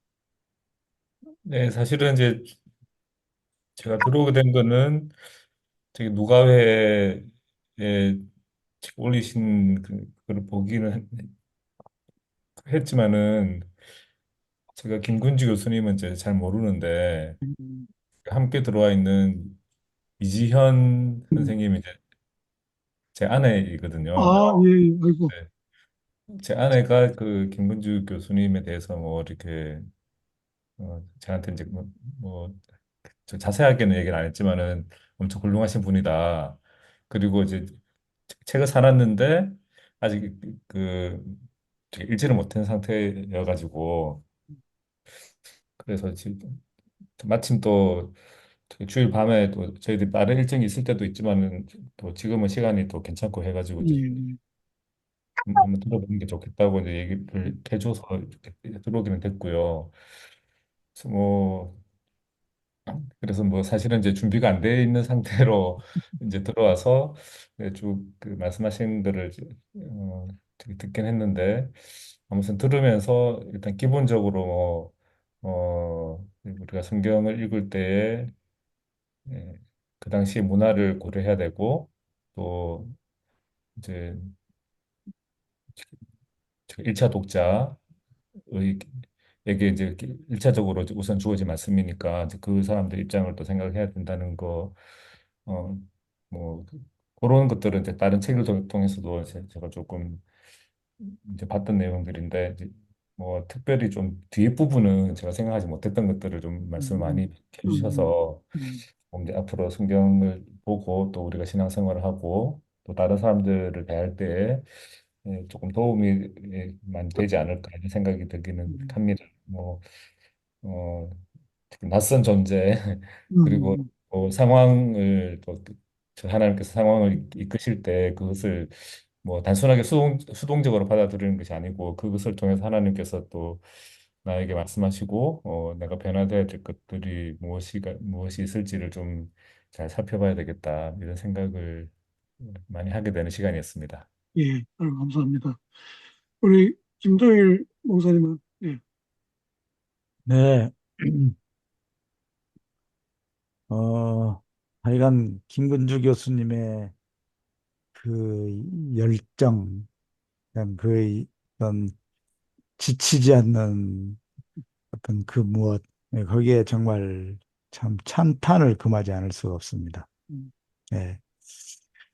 음, 네, 이분이 이제 구약 전공자잖아요. 구약 교수죠. 구약 교수로서, 참, 그, 성경을 어떻게 읽고 해석해야 하느냐.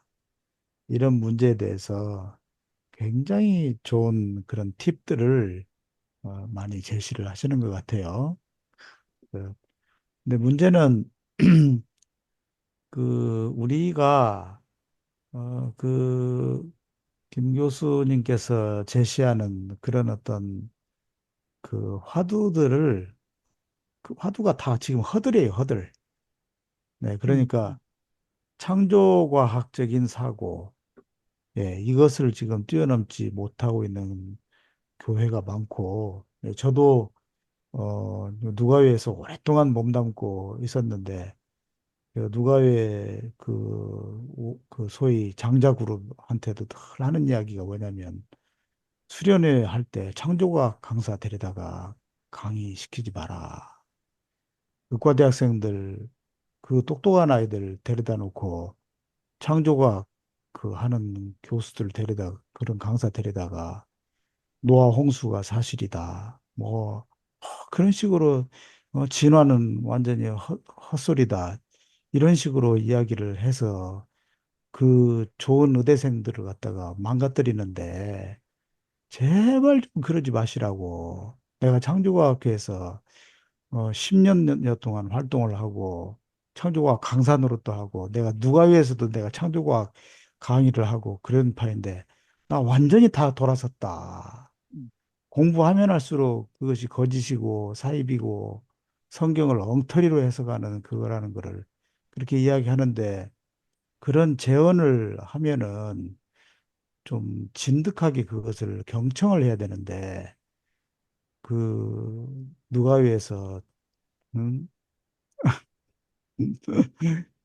저를 아주 뭐 공격을 하고 음, 예, 뭐 나는 창세기 1장을 그대로 믿고 구원받겠다 막 이런 식으로 그 음, 6일 창조 이런 걸 문자적으로 그대로 믿고 음, 받겠다. 다른 소리 하지 말라. 막 이런 식으로 나온단 말이죠. 이것이 굉장히 큰 그런 높은 허들이다. 예. 한국 교회는 이거 잘 못 뛰어넘어요. 예, 못 뛰어넘습니다. 왜냐면은 기본적으로 이 무식 그리고 고집 이 두 가지가 딱 결합을 하고 있기 때문에 정말 그걸 과감하게 딱 뛰어넘어야 되는데 뛰어넘지 못하는 것이죠. 이제 그런 그 문제가 있고 또 그 신화라는 표현을 오늘 하셨잖아요. 그죠? 신화. 예, 아담의 그런 어떤 역사성 문제 이런 것도 이제 신화적으로 우리가 접근해야 되고 뭐 노아 홍수라든지 뭐 기타 뭐 리워야단 뭐 등등 수많은 신화들, 복음서 안에 들어있는 수많은 신화들 이런 그 신화들에 대해서 우리가 그 굉장히 그 고대인들의 그 어떤 일종의 신학인데 그것이 그 신학 세계관을 표현하는 방식인데 거기에 대해서도 막 신화라는 말만 꺼내도 난리가 나요. 난리가 나요. 그 말 꺼내면 금방 자유신학자다, 뭐 하다 하면서 자유신학이 뭔지도 모르면서 자유신학자라고 그렇게 매도를 하고 프레임을 짜서 그렇게 공격을 한단 말이에요. 그러니까 말이 통하질 않아요. 일단 뭐 창조과학에 대한 비판 혹은 어떤 신화적인 서술이다. 어떤 그런 말을 하면서 우리가 성경 읽기에 대한 어떤 그런 가이드를 하면 그때부터는 인격적인 대화가 안 돼요. 예, 이제 몰아붙이는 거예요. 저건 자유신학이다. 저건 신신학이다. 예, 인본주의다. 인본주의란 말도 많이 써요. 그렇게 하면서 그 온갖 프레임을 다 씌워가지고 더 이상은 뭐 강의도 더 진행도 못하고 대화도 안 돼요. 예, 그게 그 누가회에서도 상당히 그런 그 뼈아픈 현실이고요. 또, 또 일반 그 한국 교회의 보수적인 교회의 그런 현실이죠. 제가 목회를 하면서 어, 10, 한 10년 동안 목회를 하면서 한 5년 정도는 창조과학이나 어떤 그런 문자적인 해석, 근본주의적인 해석, 혹은 또 복음주의라 해서 그런 해석을 하면서 교인들에게 설교를 하고 하면서 점점 시간이 흐르면 흐를수록 양심의 가책을 느끼는 거예요. 아, 이거는 성경을 잘못 해석하고 지금 교인들한테 내가 지금 헛소리를 하는구나. 그러면서 어느 때는 막 잠을 설친다고요. 아, 이게 그게 아닌데, 그게 아닌데 하면서 이제, 그 후반기 5년 동안에는 그것을 많이 수정을 하고, 그렇게 이제 그 목표를 마무리하고 이제 그런 적이 있어요. 조금 제 소견이 좀 길어졌습니다만은, 한 말씀만 더 드린다면은, 그 어떤 권위 있는 회의체, 합의, 이것의 중요성을 오늘 이제, 좀 배우게 되는데, 저도 그것을 많이 느껴요. 이 개신교가 성서의 해석의 그 권한을 어, 일반 평신도들한테 맡겼단 말이죠. 그래서 우리가 자유스럽게 뭐 큐티도 하고 성경 해석도 하고 그렇게 해요. 하는데 거기에서 수많은 이단 사설이 나오고 자의적인 해석을 하고 말도 안 되는 그런 어떤 그 이상한 해석들을 그렇게 할 때 이 해석이 어, 옳다, 그르다 판단을 해줄 수 있는 그런 권위 있는 기관이 있으면 좋겠고, 또, 로마 카톨릭처럼 적어도 교황청의 신학부에서는 이런 문제가 생기면은 심도 있게 논의를 해서 전에 해방신학 문제가 나왔을 때 해방신학이 성서적이다. 이걸 할 때 오랫동안 그 관련 해방신학 하는 신부들 불러다가 인터뷰를 하고 그 책들을 연구하고 이렇게 해서 이제 그 해석을 내놨다 이 말이죠. 예, 그렇기 때문에 그렇게 해석을 딱 내리면은 그다음에는 이제 그걸 따라가는 거예요. 예, 마찬가지로 그 예루살렘 그 회의가 말하자면은 이제 어떤 굉장한 권위를 갖는 그런 해석을 내렸다 이 말이죠. 예, 그런 것처럼 개신교에도 저는 그런 게 필요하다고 봐요. 너무 성서 해석의 그런 그 권한을 평신도에게 다 줘버리는 관계로 해서 이 성서 해석을 멋대로 하는 거예요. 그냥 제멋대로 하는 거예요. 이런 그 난맥상을 해결하지 못하고 있다. 그래서 개신교회는 끊임없이 분열하고, 예, 어떤 그 교회 일치, 어떤 서로 다름을 인정하고 거기에서 우리가 하나가 되자 하는 어떤 그런 정신이 너무 없어. 성서 해석이 틀리면은 곤두세워. 그래가지고 저거는 뭐 자유신학 뭐 등등 해가 이제 배척하고 배타적으로 그렇게 생각하고 이렇게 한단 말이죠. 이것이 오히려 개신교의 그런 어떤 심각한 문제가 되고 있지 않는가. 네, 그런 그 뭐 안타까움이 좀 있습니다. 네, 예, 이상. 예. 또 경험적인 그런 이야기를 해주셔서 정말 감사하고요. 저는 뭐 이제 여러 사람들한테 이제 이야기를 하는 게 뭐냐면은 성경 해석하기 너무너무 중요하다. 제가 이런 이야기를 많이 강조하거든요. 그래서 지금 이제 우리 김 목사님 이야기하시는 걸 보면은 사사기 그 시대 생각이 나요. 아, 자기 예. 소견에 자기 소견에 옳은 대로 해석하였다. 지금 이제 성경 해석하는 입장에서 보면 그러니까 이게 저도 신앙생활 초창기 때 저는 뭐 이제 벌써 돌이켜 보니까 47년을 신앙생활 했더라고요. 제가 은혜 받은 때가 이제 대학 다닐 때인데 그때 25살에 제가 이제 은혜를 받았으니까 47년이 됐어요. 지금 가만히 돌이켜 보니까 좀 오랫동안 이제 신앙생활 했는데 지금 그 여정이 진짜 아까 창조과학에서 이야기하는 어떤 이제 그런 초창기에 다 신앙을 또 가졌죠. 그게 당연하다고 또 생각하고. 그런데 서서히 이제 세월이 지나고 또 신학을 하고 이러면서 저는 이제 우연하게 제가 딱 그 진화론을 받아들이고 그렇게 됐는데 그걸 좀 뭐 얘기하려면 길고요. 이제 그렇게 해가지고 이게 참 내가 생각하는 게 너무 이렇게 좁은 소견이었구나. 아니면 이제 좀 잘못된 어떤 소견이었구나, 견해였구나, 이런 걸 많이 또 깨닫게 되었거든요. 그래서 지금도 책을 보면은 이제 그 성경 해석학에 대한 책들을 이제 보면서 이제 많은 것을 또 배우고 이제 이렇게 이제 되는데 오늘 지금 김 교수가 이야기한 것 가운데 앞에는 이제 과학적인 생각, 그다음 문화적인 어떤 그런 면, 그다음에 세계관적인 세 개를 해가지고 어, 여러 가지 내용들 이야기했잖아요. 그거 참 그 중요한 것이고 그 지난번에 그 이제 올려드린 이제 그거는 문맥의 중요성 이제 그거 가지고 이제 거의 1시간 이상을 이제 강의한 건데, 그건 오늘 중복되는 게 있지만, 또 거기에 더 상세한 내용들을 가지고 또 설명을 하고 있거든요. 그게 이제 제일 이제 기본적인 이제 그런 내용이고, 그 다음에 오늘 이제 거기 공동체 성경 해석. 사실 그런 이야기를 용어를 좀 듣기는 했는데, 오늘 이 강의를 들으면서 제가 이제 미리 들어보면서, 아, 이제 그렇구나 하는 것을 또 이제 알게 되었어요. 그러면서 그것을 이제 성경에서 하는 역사적인 어떤 사건으로 그걸 이제 보면서 김 교수가 이렇게 잘 설명해 주는 걸 들을 때, 진짜 그렇겠구나. 그러면서 또 생각하게 되는 것이 아까 이제 낯선 존재 이야기했지만은 우리가 성경을 좀 낯설게 보는 그런 작업. 이제 이런 이야기들은 내가 많이 하긴 하는데 저도 아까 김 교수 이야기하는 거 전적으로 공감하는 부분이 우리나라에서는 성경을 많이 읽는 게 1년에 뭐 몇 독 했다. 뭐 1독이 아니라 뭐 10독을 했다. 뭐 이런 식으로 그걸 강조를 한단 말이죠.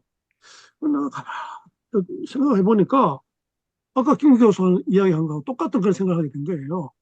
계속 읽으면은 진짜 똑같은 것밖에 눈에 안 들어오고 똑같은 것밖에 진짜 은혜 안 받는데 그런 거예요.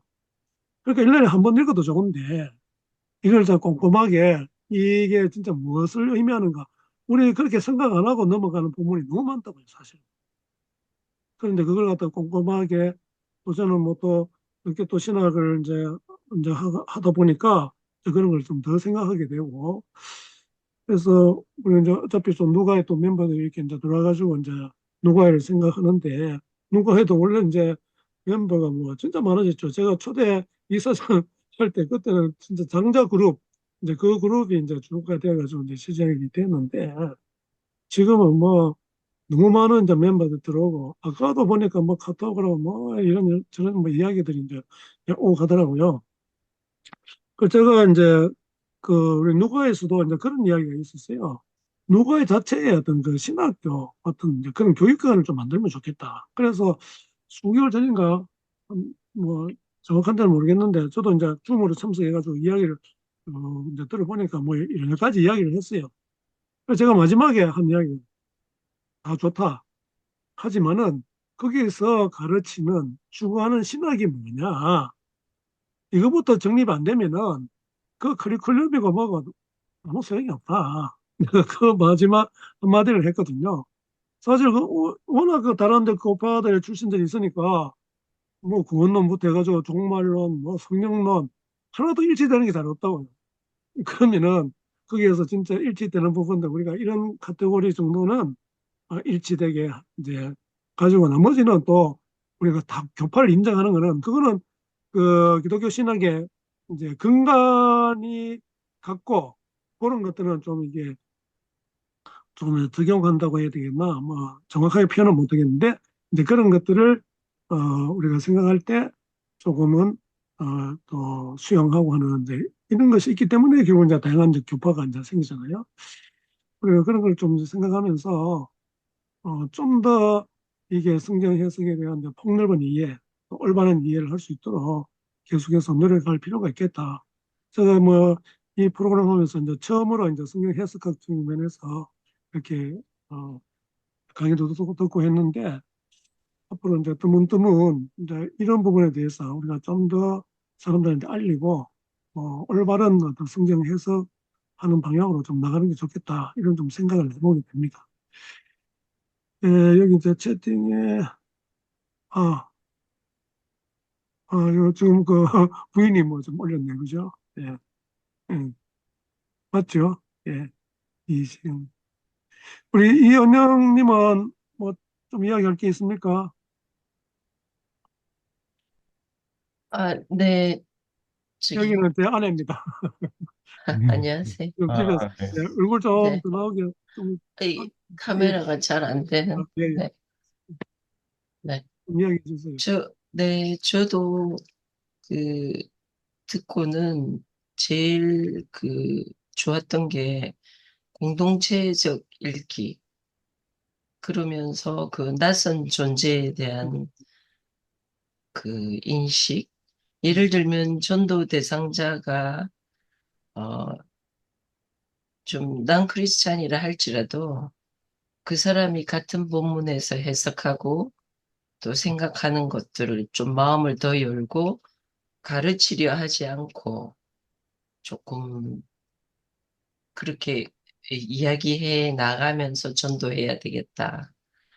그런 걸 적용을 많이 했고, 김 교수님 성경 읽기가 굉장히 솔직하다.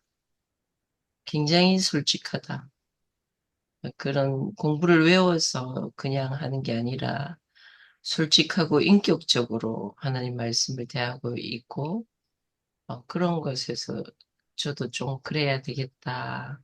어떤 책, 견해를 읽고 외우고 흡사고 또 그런 것보다는 좀 더 인격적으로 주님의 말씀, 좀 더 솔직하게 생각하고 질문해야 되겠다. 그런 생각을 많이 했습니다. 아주, 좋은 강의였던 것 같습니다.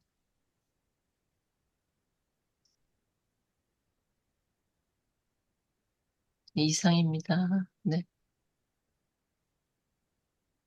그, 그 이은영 우리 자매는 저하고 같이 삽니다. 신대원에서 네. 만나가지고 그런데 그래서 지금까지 계속해서 우리가 같이 신학을 하다 보니까 어, 책도 또 읽은 것도 이야기도 하고 그래서 이제 집에서 나름대로 그런 이야기들은 좀 하는데 오피셜하게 이런 데서 또 이렇게 이야기하는 것은 뭐 이제 처음이고요.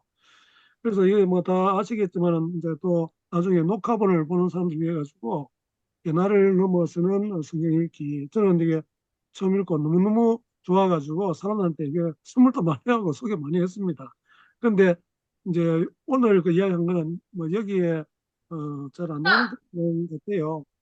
얘기 들어보니까 저도 읽은 지 오래돼가지고 다 기억은 안 나는데 어쨌든 이 내용들이 너무너무 좋은 거라서 이 이제 신승 여사님은 뭐 사나우셨다는데 꼭 한번 읽어보시면은 진짜 뭐 알맹이들 뭐 진짜 너무 좋은 그런 내용들이 많이 있어가지고 책은 뭐 분량이 안 많지만은, 그래서 우리가 좀 그 김 교수 같은 이런 분이 우리나라에 있다고 하는 것 자체가 우리에게 큰 복이다 이렇게 생각합니다.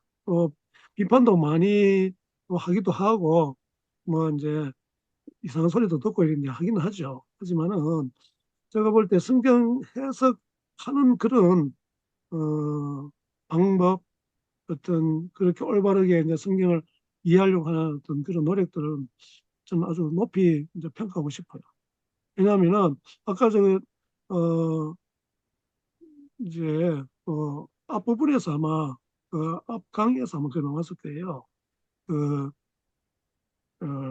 양 99마리와 한 마리에 대한 이제 그런 비유, 이제 거기에 대한 깊은 그 설명도 하고 했는데 참 너무너무 참 해석을 진짜 깊이 있게 아주 통찰력 있게 한다는 이런 걸 많이 느꼈습니다.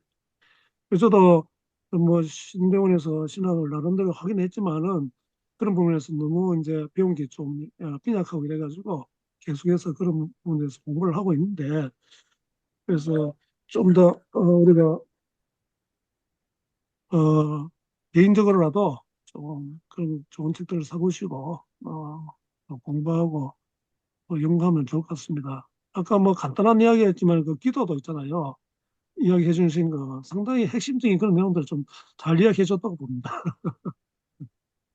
예, 오늘 수고 많으셨는데, 예, 우리 한번 자, 아까 제가 기도했죠. 예, 그러면 우리 제 아내가 한번 기도해 주면 좋겠습니다. 마이크 켜고, 예, 한번 기도해 주세요. 하나님 아버지, 제가 생각한 것을 기도했다고 하나님께서 이런 생각을 주셨다고 또 하나님이 그렇게 하시는 것 같다고 얘기했던 적이 많았던 것 같습니다. 용서해 주시고 제 생각과 이런 것들을 솔직하게 사람들에게 이야기하고 좀 더 인격적이고 합리적으로 기도에 대해서도 이야기하고 신앙생활을 할 수 있기를 원합니다. 아멘. 오늘 좋은 강의를 듣고 하나님의 뜻을 좀 더 많이 알고 하나님 말씀을 좀 더 생각하면서 솔직하게 읽고 싶습니다. 하나님, 우리 모두 하나님과 바른 관계가 되도록 이런 공부를 통해서 가르쳐 주셔서 감사드립니다. 예수님 이름으로 기도했습니다. 아멘. 아멘. 네. 네, 수고하셨습니다. 예, 네, 우리 감사합니다. 네, 수고하셨습니다. 선교사님도 네. 건강하십시오.